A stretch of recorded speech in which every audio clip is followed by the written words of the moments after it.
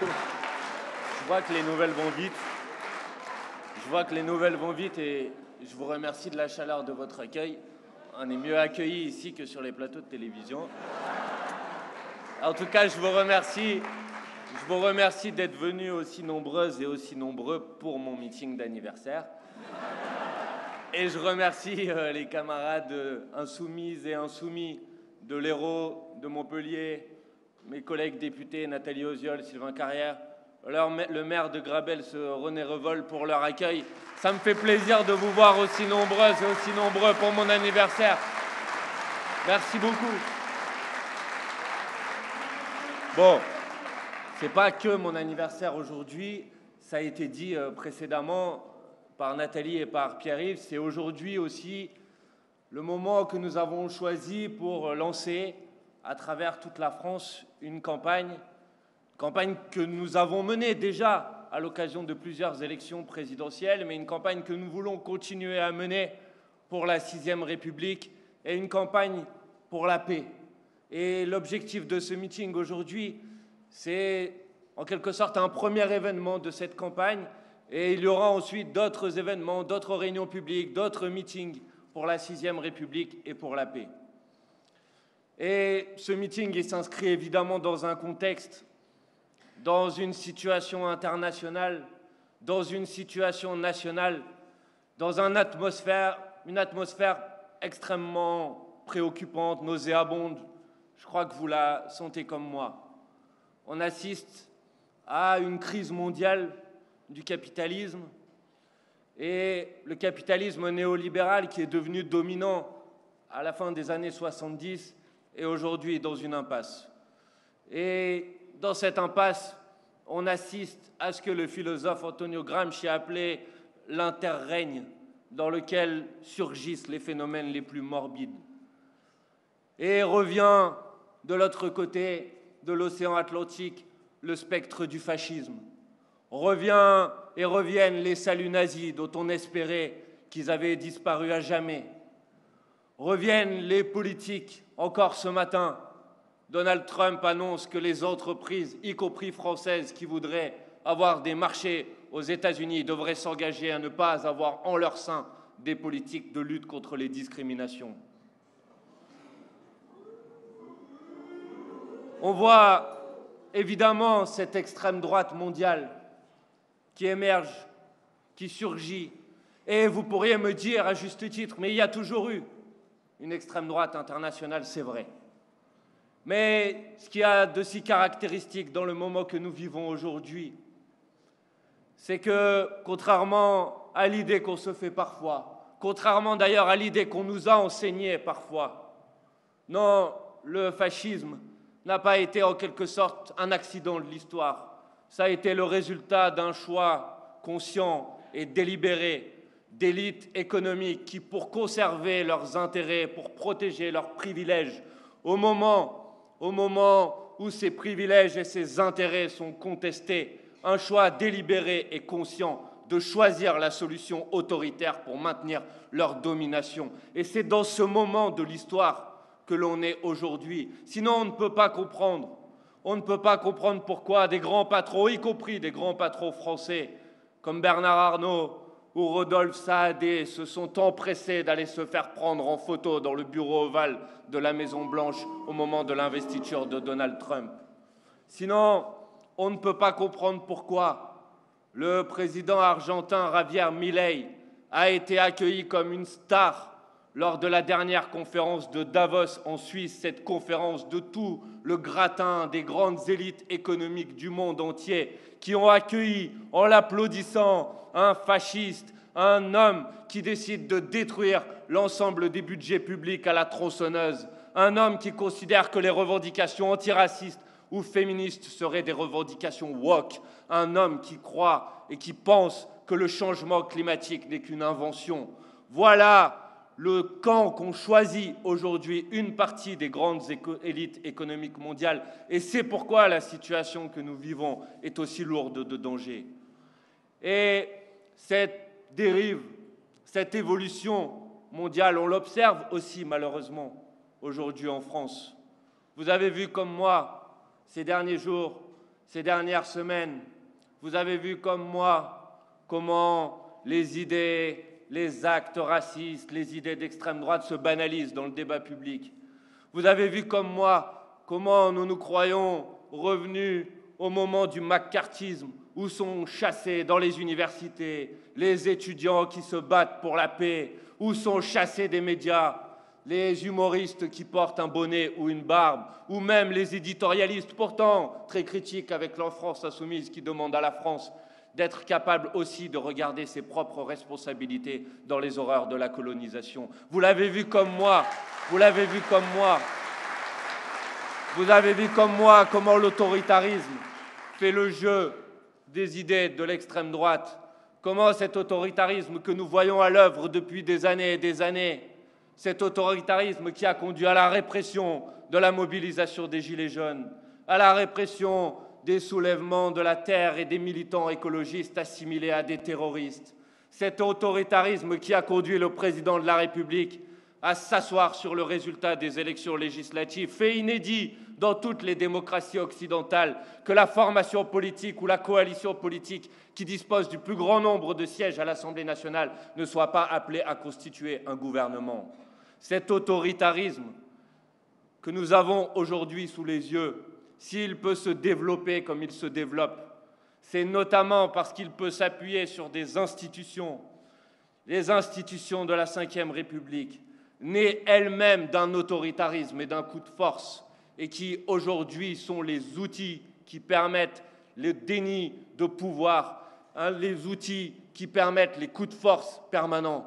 Et si cette campagne contre la Ve République et pour la Sixième République est aujourd'hui particulièrement d'actualité, c'est parce que si vous voulez vous opposer à l'autoritarisme, si vous voulez lutter contre les coups de force et les dénis de démocratie permanents, alors vous devez lutter contre la Ve République et pour la Sixième République. Vous voyez comment il y a un lien. Vous voyez comment il y a un lien entre la situation que nous observons à l'échelle internationale, à la dérive autoritariste et nauséabonde à laquelle nous assistons en France, et la revendication de nouvelles institutions, et la revendication de la fin de la monarchie présidentielle, parce que l'autoritarisme est l'outil des puissants pour conserver leur domination contre la volonté du peuple, et parce que la Sixième République est le fait de faire primer la volonté du peuple sur les intérêts des puissants. Voilà pourquoi, aujourd'hui, plus que jamais, nous disons « Vive la Sixième République » et « À bas la Cinquième République ».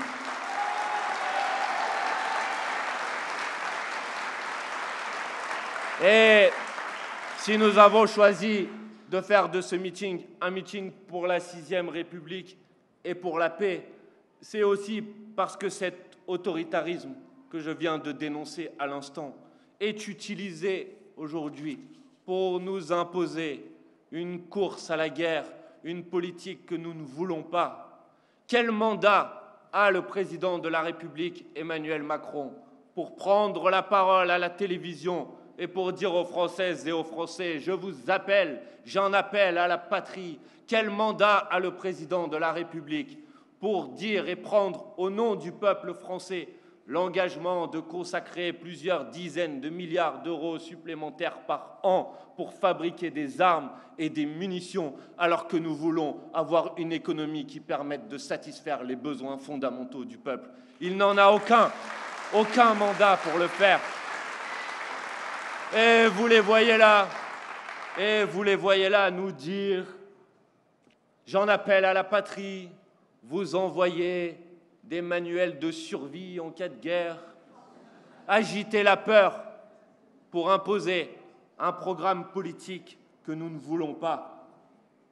Et ils reprennent pour cela à leur compte des discours qui pourraient sonner de manière assez douce à nos oreilles, puisque ce sont des propositions et des revendications que nous portons depuis un certain nombre d'années. C'est-à-dire, il vient nous dire, au vu des nouvelles annonces de Donald Trump aux États-Unis, c'est le temps pour la France d'être enfin indépendante, c'est le temps pour la France d'être enfin non alignée, enfin.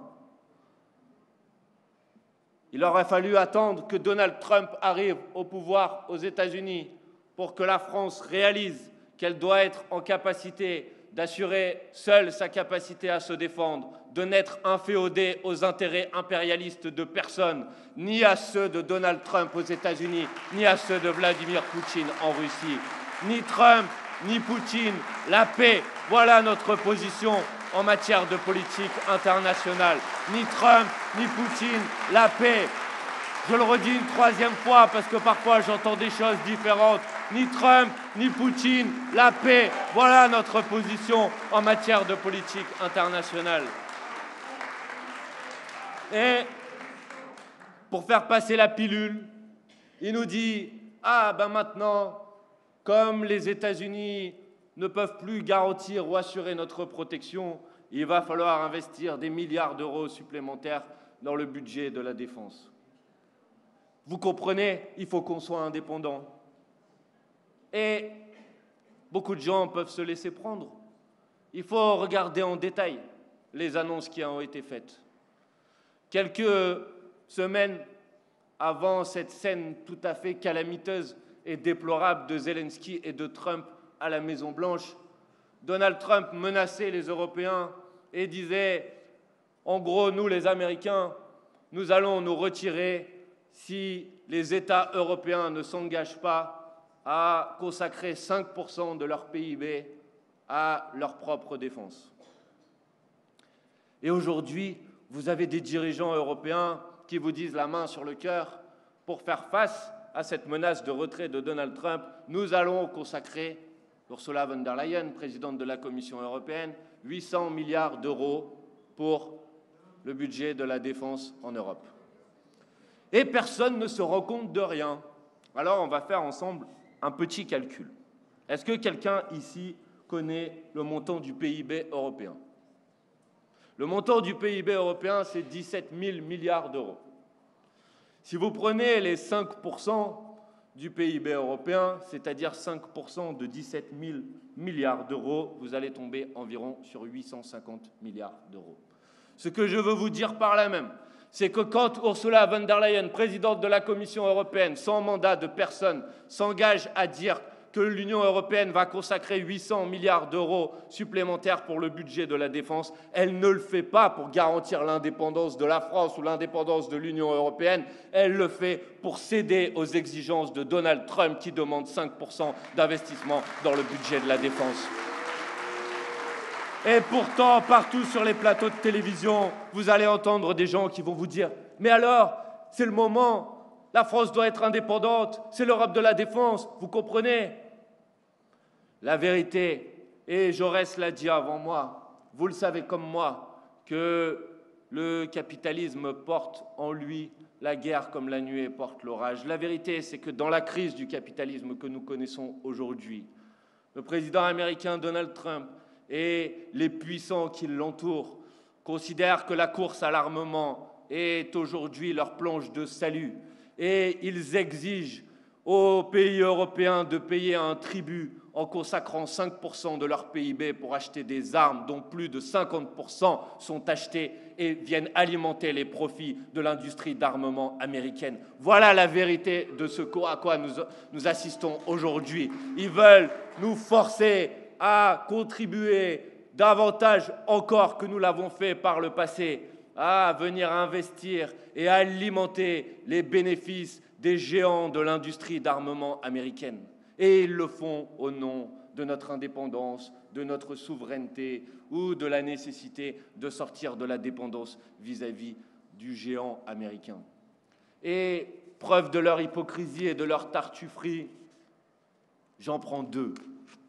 Si vraiment l'objectif de ceux qui nous dirigent était de garantir notre souveraineté et notre indépendance, alors le gouvernement français n'accepterait pas d'abandonner une entreprise aussi stratégique que celle de Vancorex à côté de Grenoble, parce que cette entreprise fait partie des entreprises et des industries de la chimie qui sont indispensables pour garantir notre souveraineté et en particulier la souveraineté de notre capacité de dissuasion nucléaire. Alors quand on veut être vraiment indépendant, on n'accepte pas de voir fermer une entreprise pilier de notre capacité de dissuasion nucléaire. Voilà ce que l'on fait quand on est vraiment dans une politique d'indépendance et de non-alignement. On garantit notre capacité et notre souveraineté, y compris en matière industrielle, ce qu'ils ne font pas. Je dis, il faut sauver Vancorex.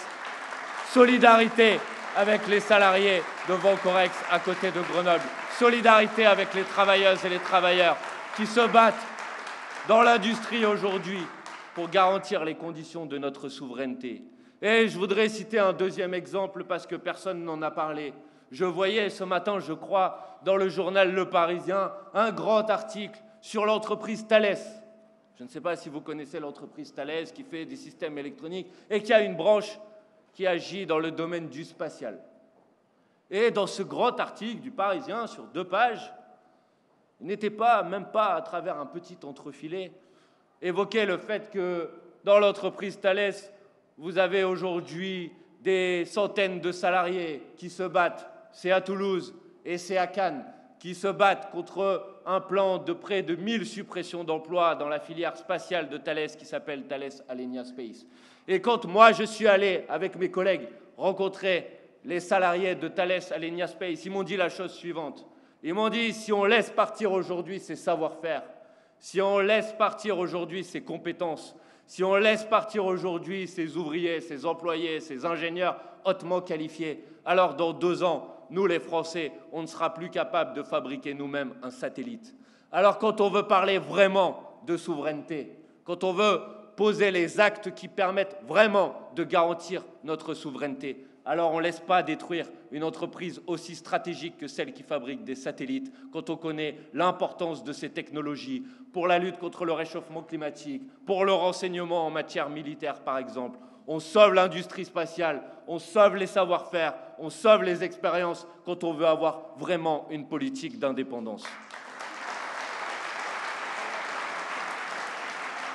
Bref, je vous donnais juste ces quelques exemples parce que je vois bien comment le matraquage médiatique essaye en quelque sorte de nous expliquer que ce serait le moment ou jamais et que M. Macron, enfin, aurait été frappé par la grâce et de la nécessité de sortir de sa soumission aux intérêts américains.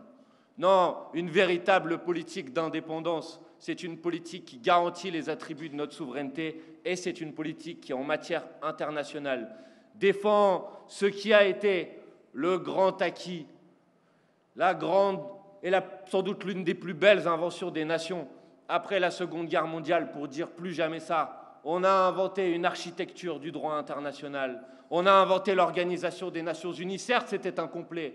Certes, ce n'était pas parfait. Mais vous voyez, dans ce grand moment de bouleversement de l'histoire auquel on assiste aujourd'hui, comment le multilatéralisme et le droit international est détruit de toutes parts. Détruit en Ukraine, quand Poutine envahit l'Ukraine. Détruit à Gaza, quand depuis des années et des années, le gouvernement d'extrême droite israélien viole le droit international. Détruit au Liban. Détruit y compris dans les discussions sur la paix en Ukraine qui se font désormais entre puissances et dans lequel l'Organisation des Nations Unies a l'air d'être complètement sur le côté, complètement hors jeu. Une vraie politique d'indépendance et de non-alignement, c'est une politique qui remet comme élément indispensable et central du droit et des politiques et des relations internationales, la question du droit international et la question de l'Organisation des Nations Unies. Oui, nous les Insoumis, nous sommes les partisans du droit international. Nous sommes les partisans du respect des droits humains en toutes circonstances. Nous sommes les partisans de la continuité de ce que la France elle-même a fait. Et quand j'entends et quand je vois des dirigeants macronistes ou des dirigeants républicains, c'est le nom qu'ils portent, même si malheureusement leur pratique est bien éloignée de ça. Quand je les entends aujourd'hui remettre en cause, par exemple, le fait que la Cour pénale internationale ait décidé de livrer un mandat d'arrêt contre Netanyahou et des membres du gouvernement israélien, alors que c'est Jacques Chirac lui-même qui avait introduit dans la Constitution française le statut de Rome, c'est-à-dire la reconnaissance de la Cour pénale internationale, je me dis que ce n'est pas nous qui avons dérivé, c'est bien les autres qui sont bien loin de ce qui était y compris leurs engagements historiques. Bref, vous avez vu comme moi comment, derrière ces discours, on vient surtout à chercher prétexte de la situation internationale pour nous imposer ici en France une politique que nous ne voulons pas. Déjà, François Bayrou a sonné la fin de la récréation de ce fameux conclave, dont il faut dire quand même qu'il fallait être bien naïf pour croire qu'il pouvait en sortir autre chose qu'une entourloupe.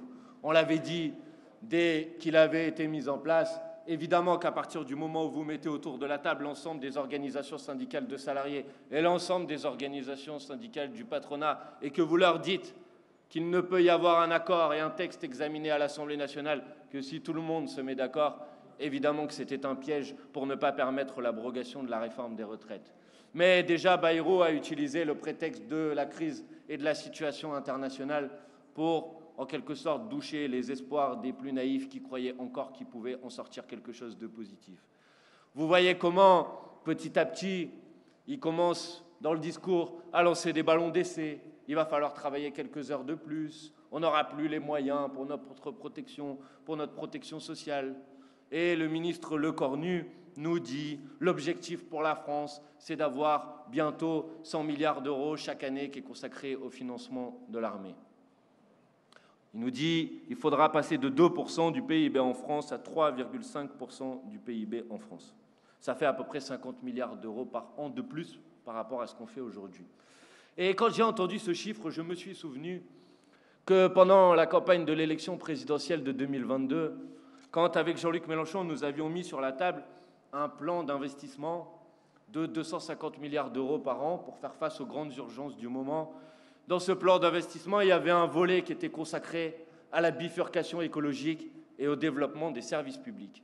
Et on disait que pour faire face aux enjeux de la bifurcation écologique et au développement de nos services publics, il fallait consacrer 50 milliards d'euros par an supplémentaires au financement de la bifurcation écologique et de nos services publics. Alors, je pose une question, puisqu'à l'époque, on nous avait dit que nous étions des irresponsables, que nous voulions dépenser des milliards et des milliards d'euros et que nous n'avions pas les moyens de le faire. Je pose la question de savoir pourquoi ce qui était impossible en 2022 pour financer la bifurcation écologique et nos services publics deviendrait, comme par magie aujourd'hui, possible pour financer des chars, des obus et des munitions pour aller en faire je ne sais quoi. Pourquoi Vous l'avez compris comme moi, et je pense que nous l'avons suffisamment décrit. Alors vous pourriez me dire, mais vous êtes parti un petit peu loin de la Ve République et de la Sixième République, et je vous dirais pas vraiment, parce qu'en vérité, la Sixième République, c'est pas juste une revendication démocratique. Évidemment, c'est une revendication démocratique. Évidemment, c'est mettre un terme à l'autoritarisme. Évidemment, c'est donner davantage de pouvoir au peuple. Évidemment, c'est introduire dans la démocratie représentative telle qu'elle est aujourd'hui des formes d'intervention directe du peuple à travers le référendum d'initiative citoyenne ou la possibilité de révoquer des élus au cours de mandats. Mais la Sixième République, ce n'est pas qu'une revendication démocratique, c'est aussi une revendication sociale, c'est aussi une revendication écologique, c'est aussi une revendication émancipatrice. Oui, dans la Sixième République que nous appelons de nos vœux, les salariés doivent avoir plus de poids et plus de pouvoir dans l'entreprise. Oui, dans la Sixième République que nous appelons de nos vœux, il doit y avoir dans la Constitution la règle verte, c'est-à-dire l'idée qu'on ne prend pas chaque année davantage à la planète que ce qu'elle est capable de régénérer.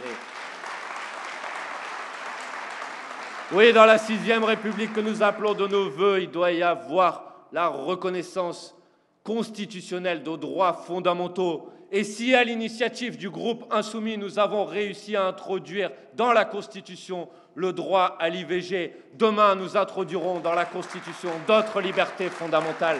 Le droit à choisir, à disposer librement de son corps, le droit à choisir sa fin de vie, le droit à choisir librement son genre, des revendications qui sont aujourd'hui dans la société. Et des revendications, vous voyez comme l'histoire parfois se fait des clins d'œil, qui sont évidemment les questions, les sujets, les revendications que l'extrême droite et le fascisme combattent toujours en premier, parce que c'est toujours ces revendications, ces exigences, ces progrès que l'extrême droite essaye de mettre à terre. Voilà pourquoi il faut donner à ces protections des garanties constitutionnelles. Voilà pourquoi la Sixième République ne peut pas être qu'une question d'organisation des pouvoirs. mais elle doit donner un niveau de protection constitutionnelle aux droits et aux libertés fondamentales qui sont celles d'aujourd'hui. Et oui, il y a un lien entre cette question et la démarche de ceux qui veulent nous imposer une économie de guerre, alors qu'au contraire, nous avons besoin d'une économie des besoins, une économie qui mette comme objectif la satisfaction des besoins fondamentaux. Ah, je corrige immédiatement peut-être une incompréhension. Évidemment que dans ces besoins fondamentaux, il y a la nécessité d'être en capacité de se défendre, évidemment. Mais nous ne confondons pas la capacité de se défendre et la course à la guerre et la course à l'armement pour alimenter les profits d'une industrie de l'armement en Amérique. Alors, dans ce contexte-là, évidemment, la mobilisation populaire est indispensable. Et à mon tour, après mes camarades avant moi, je veux évidemment saluer la mobilisation du 22 mars dernier. Mais je veux vous dire que dans le contexte dans lequel nous sommes aujourd'hui, ce 22 mars, ce beau succès et cette belle mobilisation du 22 mars ne peut être qu'un point de départ d'une mobilisation plus large, plus ample. Et oui, la date du 1er mai est une date importante, parce que le 1er mai, nous manifestons chaque année, mais que cette année, nous voulons donner une importance fondamentale, une importance particulière à cette question du 1er mai. Lui donner aussi une dimension de solidarité internationale. 3 jours avant, nos camarades belges manifesteront, c'est le 27 avril à Bruxelles, pour la paix et contre la casse sociale. Alors nous, le 1er mai, on manifestera aussi pour la paix et contre la casse sociale. Le 1er mai, on dira ni guerre sociale. On dira nous voulons la paix. On dira nous aspirons à une vie digne. On dira les Françaises et les Français ne sont pas d'accord pour tomber dans la course à la guerre, ne sont pas d'accord avec une économie de guerre et veulent au contraire une économie en mesure de satisfaire nos besoins fondamentaux. Et cette bataille-là, nous la mènerons bien sûr dans la rue le 1er mai, mais nous allons la continuer avec mes collègues parlementaires à la mener aussi à l'Assemblée nationale. Nous avons, à 5 reprises, depuis le mois de janvier, tenté de censurer le gouvernement de François Bayrou. À 5 reprises, malheureusement, les motions de censure que nous avons déposées n'ont pas été adoptées. Elles n'ont pas été adoptées parce que le Parti socialiste d'un côté, le Rassemblement national de l'autre, ne les ont pas votées.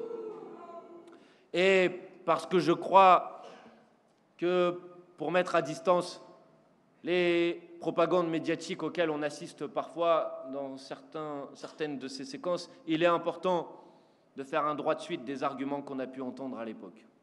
À l'époque, on nous a dit « il ne faut pas censurer le gouvernement de François Bayrou parce qu'on a besoin d'un budget. Parce que s'il n'y a pas de budget, alors la croissance va s'effondrer », nous a-t-on dit. La croissance, les chiffres de croissance qui ont été publiés la semaine dernière démontrent que la croissance a été de 0,1% sur le premier trimestre de l'année, c'est-à-dire bien en deçà des prévisions de croissance qui étaient faites, y compris si on gardait le régime, vous savez, de la loi spéciale pendant toute l'année 2025. On nous a dit au moment de la censure du gouvernement Bayrou et du budget, on nous a dit « mais s'il n'y a pas de budget, alors les taux d'intérêt vont s'envoler ». On nous a dit. Mais les taux d'intérêt aujourd'hui sont à des niveaux plus hauts que ce qu'ils étaient au moment où il a été décidé de ne pas censurer le gouvernement de François Bayrou. Et certains, pour justifier leur décision, nous ont dit « mais non, on ne va pas censurer parce qu'on a obtenu des choses. Certes, ce n'est pas notre budget, il n'est pas parfait, mais on a gagné des choses. On a gagné la possibilité d'obtenir un débat et une discussion libre et sans a priori sur les retraites, nous a-t-on dit à l'époque. Je pense que je n'ai pas besoin de donner plus de détails sur ce sujet. Mais on nous a dit aussi, nous avons réussi à obtenir la sauvegarde des postes d'enseignants. Vous savez, les postes d'enseignants que Michel Barnier voulait supprimer, on les a sauvés grâce à notre action, grâce à notre non-censure. Et on apprend il y a quelques jours que 5000 classes doivent être supprimées à la rentrée prochaine partout en France. On nous a dit, au mois de janvier, grâce à notre action, nous avons obtenu 1 milliard d'euros supplémentaires pour la santé. Et à l'époque, nous avions déjà dit, non, ce n'est pas 1 milliard d'euros supplémentaires pour la santé, c'est que Barnier voulait supprimer 5 milliards d'euros dans les dépenses de santé et que Bayrou s'engageait en quelque sorte à n'en supprimer plus que 4. Mais si ça ne suffisait pas, la semaine dernière, le gouvernement de Bayrou, sans aucun débat à l'Assemblée nationale, a annoncé qu'il allait geler dans les lignes budgétaires qui sont passées en force par 49.3 au mois de janvier. Le gouvernement a annoncé qu'il allait geler 9 milliards d'euros de dépenses supplémentaires. Et parmi le gel de ces 9 milliards de dépenses supplémentaires, il y a 1 milliard pour la santé. Donc je vous explique, si vous avez, parce que ça peut paraître peut-être un petit peu technique, M. Bayrou a fait un cadeau au mois de janvier, c'est-à-dire qu'il a supprimé 1 milliard d'euros de moins que ce qui était prévu initialement dans les dépenses de santé.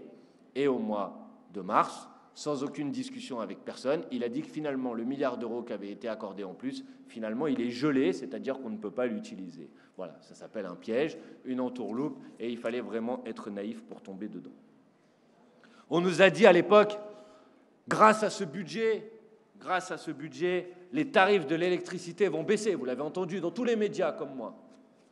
Mais personne n'a vu que dans le budget qui a été passé en force par 49.3, il existe une disposition qui va rentrer en vigueur en 2026 et qui prévoit, selon les associations de consommateurs, UFC Que Choisir en particulier, une augmentation pour tout le monde de 20% du prix de l'électricité en 2026. Merci à ceux qui n'ont pas censuré le gouvernement de François Bayrou. Je vous donne juste ces quelques exemples pour vous montrer à quel point ces gens-là portent une très lourde responsabilité dans les difficultés que nous avons sous les yeux aujourd'hui. Et puisque maintenant les mêmes viennent sur les plateaux de télévision nous dire « la censure est maintenant plus que jamais sur la table, peut-être que nous allons censurer, ah, François Bayrou prend chaque jour le risque d'une nouvelle censure », nous disons les choses suivantes. Nous n'avons pas le pouvoir illimité de déposer des motions de censure. Nous, les insoumis, nous pouvons en déposer des motions de censure qu'on appelle 49.2, c'est-à-dire des motions de censure spontanées qui ne sont pas sur la base d'un texte de loi. Nous avons la possibilité d'en déposer 3 par session parlementaire. Une session parlementaire, ça commence au mois d'octobre et ça se termine au mois de juin. Nous en avons déjà déposé 2, des motions de censure spontanées. Nous en avons déposé une au moment du discours de politique générale de Barnier et une au moment du discours de politique générale de Bayrou. Celle qu'on a déposée sur le budget, elle ne compte pas. C'était des motions de censure 49.3, c'est-à-dire en réponse à un texte de loi. Donc, nous avons la possibilité d'en déposer encore une motion de censure 49.2 d'ici à la fin de l'année, d'ici à l'été. Alors, nous disons qu'évidemment, nous sommes prêts à déposer une nouvelle motion de censure pour censurer le gouvernement de François Bayrou. Mais que nous, contrairement à d'autres, nous ne sommes pas adeptes des motions de censure pistolet à eau. Quand on fait une motion de censure, c'est avec l'objectif de renverser le gouvernement. Et donc, je profite du micro qui m'est offert aujourd'hui pour dire que les insoumis proposent aux députés des autres groupes, et en particulier aux députés communistes et aux députés écologistes, de déposer ensemble une motion de censure. Et nous sommes prêts à déposer cette motion de censure à partir du moment où l'ensemble des députés de gauche nous donneront une garantie, la garantie que si nous déposons cette motion de censure, ils la voteront pour faire tomber le gouvernement de François Bayrou.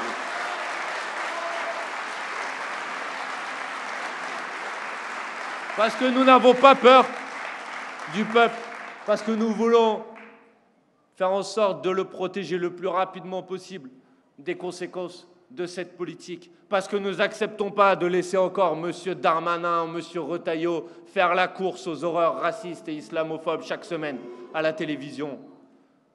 Parce que nous voulons, puisque M. Retailleau apparemment a menacé de démissionner. Je n'ai pas vraiment compris pourquoi c'était une menace. Vas-y, pars, on sera content, il n'y a pas de problème.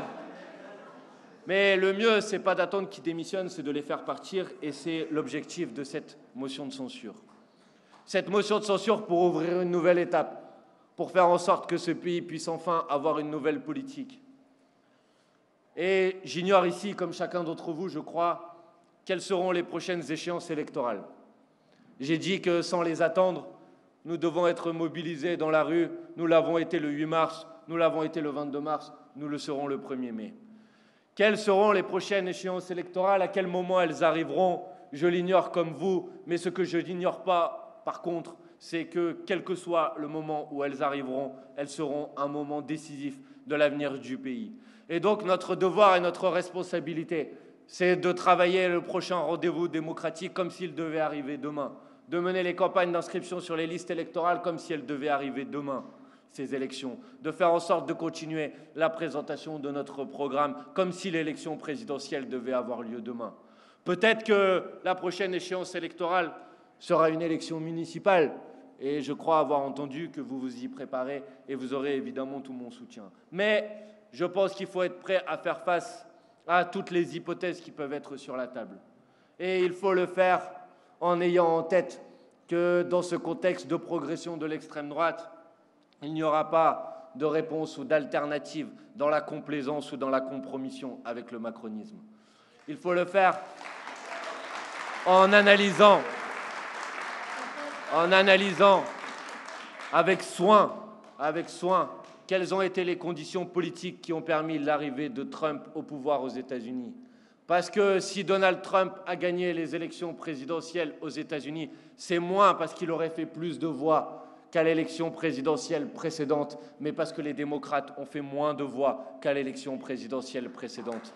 Et que la réalité, contrairement à ce que j'entends parfois de la part de ceux qui se revendiquent pourtant dans le débat public comme des personnes de gauche, mais qui ont l'air de vouloir passer plus de temps en s'apprendre à la France insoumise ou à Jean-Luc Mélenchon que de cibler réellement leurs adversaires. Contrairement à ce que j'entends parfois, non, empêcher l'extrême droite de gagner, ça ne se fait pas en renonçant à porter un programme qui soit un programme clair, qui affronte et qui regarde l'extrême droite les yeux dans les yeux, qui propose une rupture en matière économique et en matière sociale, un programme de rupture, un programme clairement antiraciste, un programme clairement antifasciste, un programme clairement féministe, un programme clairement anticapitaliste. Voilà ce que nous allons défendre.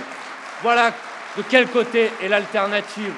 Voilà ce qui a manqué aux démocrates pour mobiliser la jeunesse, pour mobiliser les catégories populaires qui ont voté davantage pour Trump que pour les démocrates aux États-Unis d'Amérique. Voilà aussi l'enseignement que l'on peut tirer de la dernière élection législative en Allemagne, où pour la première fois dans ce pays, les néo-nazis de l'AfD ont fait plus de 20% des voix. Pourquoi ? Parce que depuis plusieurs années, gouvernait en Allemagne une grande coalition dirigée par les sociodémocrates allemands avec la droite allemande. Et le résultat, ça a été non seulement l'AfD à 20% des voix, mais le pire résultat de son histoire pour les sociodémocrates allemands. Et les seuls qui ont relevé la tête en Allemagne, c'est nos collègues, nos partisans de Die Linke, parce qu'ils l'ont fait autour d'une ligne de rupture, parce qu'ils l'ont fait autour d'une ligne antiraciste et antifasciste. Et voilà ce que nous allons faire. Nous allons faire comme d'habitude, et vous le savez comme moi, nous allons faire comme d'habitude, vous le savez comme moi, sous les insultes, sous les diffamations, sous les menaces. On n'abdique pas à l'honneur d'être une cible, je crois, disait Cyrano de Bergerac.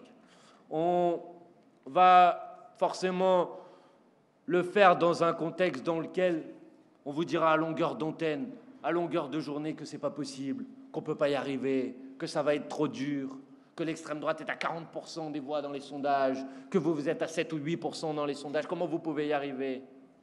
Alors, quand vous avez un petit doute, parce que ça peut arriver, je vous propose de vous rappeler d'une chose très simple. En novembre 2020, c'est-à-dire à peu près 18 mois de l'élection présidentielle de 2022, les sondages mettaient Marine Le Pen à 30% des voix à l'élection présidentielle et Jean-Luc Mélenchon à 8% des voix à l'élection présidentielle. Le soir de l'élection, Jean-Luc Mélenchon a fait 22% des voix et Marine Le Pen a fait 23% des voix. C'est-à-dire que les sondages prévoyaient 22 points d'écart à 18 mois de l'élection présidentielle et il y a eu 1 point d'écart le jour du vote, le jour du scrutin. Ça, c'est la réalité entre leurs pronostics, leurs prévisions et le résultat électoral. Et à chaque fois que vous avez des sondeurs qui vont vous présenter des sondages à 10 mois, à 12 mois, à 14 mois ou à 18 mois de l'élection, des sondages dans lesquels ils considèrent que tous les gens qui vous disent pas à ce moment-là, nous sommes sûrs d'aller voter ce jour-là, ne doivent pas être pris en compte dans le calcul des intentions de vote. Laissez tomber les sondages, Travaillez patiemment, laissez brère, laissez parler, œuvrez, construisez, convainquez autour de vous. Ça prend du temps, une campagne électorale, mais c'est comme ça qu'on gagne à la fin. C'est comme ça qu'on progresse, parce qu'on convainc les gens, parce qu'on leur montre qu'il y a des gens qui tiennent bon, qui tiennent le drapeau, qui ne se laissent pas emporter dans la dérive de l'extrême droitisation du pays. C'est ça notre boussole, c'est ça notre recette, c'est ça notre méthode, c'est celle que nous avons accomplie à chaque fois. Et c'est la raison pour laquelle dans chaque campagne présidentielle, on a progressé, on a convaincu. On a fait 11% la première fois en 2012, on a fait 17% la deuxième fois en 2017, on a fait 22% des voix la dernière fois en 2022. Au début de 2012, il nous annonçait à 4%. Au début de 2017, il nous annonçait à 7%. Au début de 2022, il nous annonçait à 8%. J'ai vu ce matin qu'il nous annonçait à 12 ou 13%. C'est bon signe. C'est bon signe. C'est bon signe. Faites le calcul, rajoutez les points qui manquent. Rajoutez les points qui manquent, on les aura à la fin. On va y travailler en tout cas. Je veux vous dire juste que tout va être fait pour essayer de vous faire perdre espoir, pour vous donner le sentiment que c'est trop tard, que c'est fini, que c'est perdu, qu'on n'y arrivera jamais. Notre principal adversaire, parmi tout, notre principal adversaire, c'est la résignation, c'est l'idée qu'on n'y arrivera pas. Ils veulent pousser, ils ont compris notre stratégie, ils ne sont pas fous, ils ont compris que notre objectif, c'était créer les conditions de la mobilisation des gens qui, d'habitude, restent à la maison. Et donc, ils opposent à ça. Ce qui est le plus puissant, c'est la résignation. Ça ne sert à rien. À quoi ça sert d'aller voter? Et quand vous avez une action pour faire en sorte que dans les quartiers populaires où on votait à 10 ou à 15 ou à 20%, il y a encore 10 ans, aujourd'hui on vote comme on l'a fait nous à 30, à 40 ou à 50%, et il y a encore de la marge de progression. On vous dit vous êtes communautariste. Parce que être communautariste, maintenant, pour eux, c'est accepter l'idée que oui, dans les quartiers populaires, en fait, il y a des citoyens comme les autres, et ils ont le droit de voter aussi, ces gens. Hein, c'est le peuple. Là, c'est pas du communautarisme. Ce qui est du communautarisme, c'est de considérer normal qu'il y a toute une partie de la population qui ne vote pas, qu'on laisse de côté, pour laquelle on ne fait jamais de campagne d'inscription sur les listes électorales, pour laquelle on ne se pose jamais la question de savoir si la démocratie fonctionne bien quand dans une élection, il y a une personne sur 2 ou une personne sur 3 qui va voter.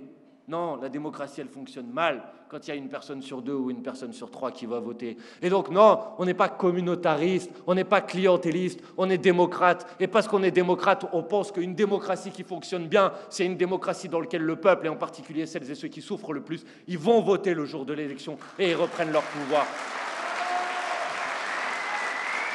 Alors, parce que j'ai dépassé mon temps de parole et qu'il faut que j'aille à la conclusion, je veux vous dire juste une chose, et j'en profite aussi pour passer quelques messages. J'ai compris qu'il y avait des gens à gauche qui pensaient qu'il fallait faire autrement, qu'il fallait que ça se gagne au centre, je ne sais quoi, etc.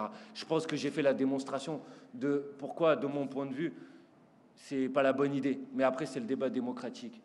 Mais juste, à quoi bon? Quand vous avez encore, dans les fameux sondages dont j'ai parlé encore ce matin, vous avez encore Jean-Luc Mélenchon qui fait plus que la somme des voix de tous les autres candidats. Pourquoi vous passez votre temps à vous en prendre à la France Insoumise et à Jean-Luc Mélenchon? Concentrez beaucoup sur les autres. Si vous n'êtes pas d'accord avec nous, c'est la vie, vous en assumerez les responsabilités. Mais concentrez beaucoup sur les autres. En tout cas, nous, on n'a pas l'intention de passer notre temps à parler de vous. Nous, on va parler de nos campagnes, de la 6e République, de la paix, de notre programme, de la préparation des prochaines échéances électorales. Et je suis sûr qu'en continuant à travailler patiemment, comme on l'a fait en continuant à gagner du terrain, à la fin, c'est nous qui gagnerons.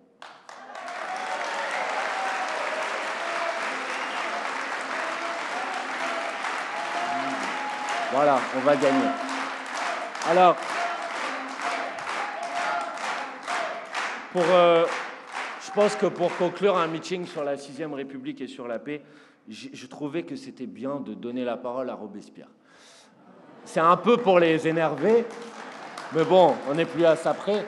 Mais aussi parce que finalement, quand vous lisez aujourd'hui des textes de Robespierre, vous vous dites qu'entre la lutte contre la monarchie de l'époque et la lutte contre la monarchie présidentielle d'aujourd'hui, finalement, il y a quelques points communs. Alors Robespierre, le 5 février 1794, prononçait les mots suivants. « Nous voulons, en un mot, remplir les vœux de la nature, accomplir les destins de l'humanité, tenir les promesses de la philosophie, absoudre la providence du long règne du crime et de la tyrannie.